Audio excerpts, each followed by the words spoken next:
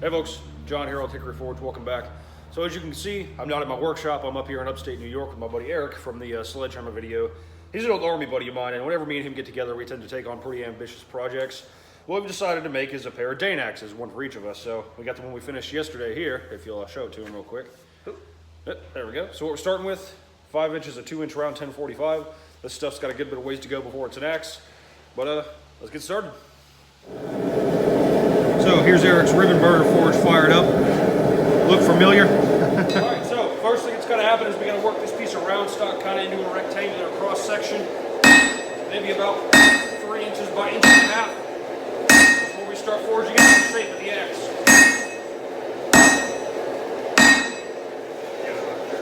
Alright, so we got our billet flattened out pretty good. What we need to do now is go through with a tool called the top fuller. And we're going to run 2 fullers into about half of the width of the bar, and that'll be the area we set down to make our eye. So, moving right along, working these fullers. The deeper you go, the easier they are to follow.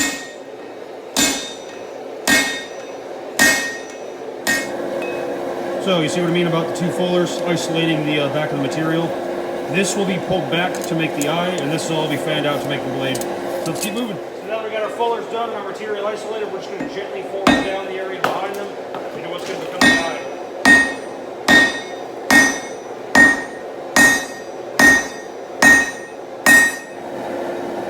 So here's just a close-up of what I was talking about. We got the area behind our fullers drawn out to about 1.5 inches square. We'll go ahead and punch the eye and start drifting it so it's easier to hold. And then we'll start pulling out a blade and keep moving. So now we're working on getting the eye punched. So the way the billet's shaped, you can't turn it like you can a hammer billet or anything like that. So we're just taking the blade, go straight.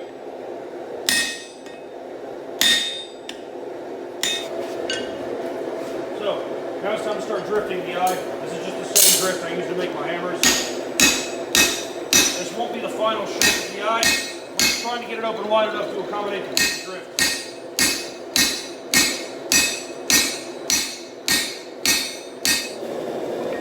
So what's going to happen now is the area back here in front of the eye, that needs to be thinned down pretty much to its finished thickness to bring as much of the material forward as we can so it can be fanned out into a bigger blade. So I'm just using my straight beam in conjunction with the horn of the anvil, working on getting that metal pulled out.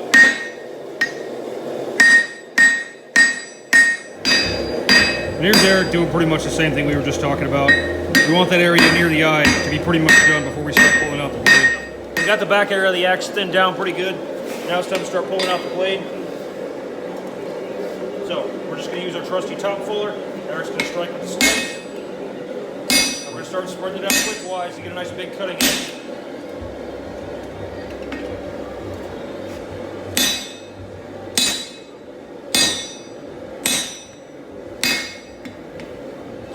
Alright, moving right along, getting this blade pulled out. It's starting to look more and more like an axe. Metal's got a long way to go.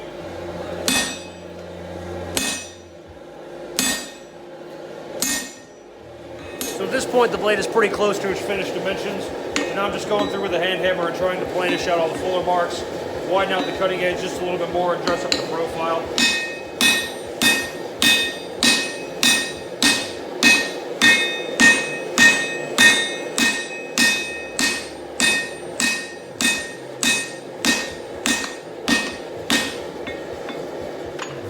So now we're starting the big drift. So we got the axe posted up over the jaws of Erik's post vise. He's actually standing on an old lumber cart to get a full swing. Now we'll just work on getting that eye drifted out. Nothing to it really.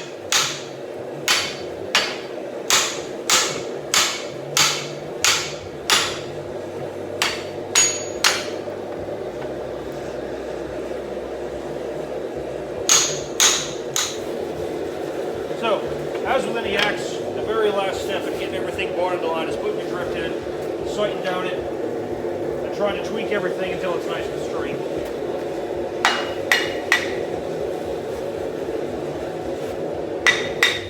So here's the axe after forging. We've gone through and normalized it 3 times.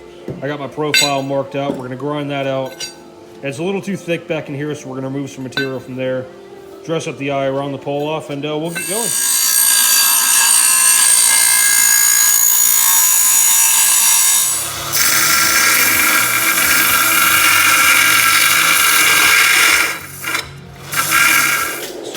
stamp both our marks on the X. We forged it together, so we're going to put both our marks, so I'll go first. Sean, know what to throw right there. Perfect. All right, then we'll stamp Erik's mark.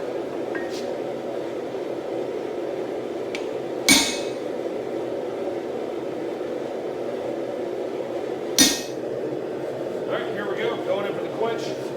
1045 is actually normally a water quench steel, but because the cross section of this axe is so thin, I'm worried about it cracking. So we're going into, you know, nice already preheated hot oil, and then we're going to draw temper like I do on all my axes. So I'm just going to hold it here until a good bit of the color goes out of it.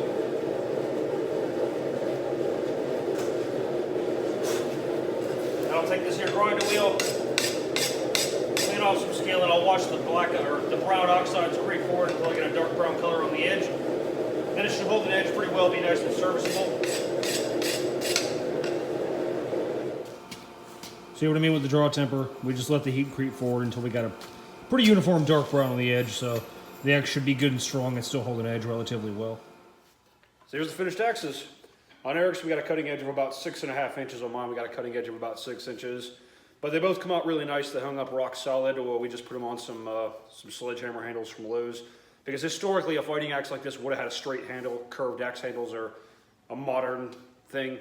So this isn't too much of a stretch of the imagination, and because the drift we had was shaped to accept a sledgehammer handle. Anyway, how you like that? 2 Dane axes, forged from 2-inch round 1045. But anyway, let's roll some test footage.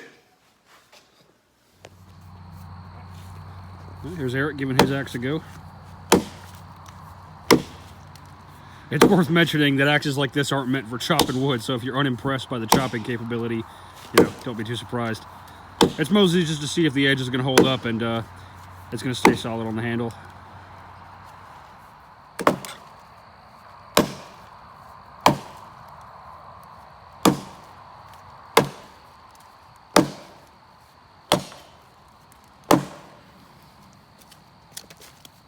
That'll do.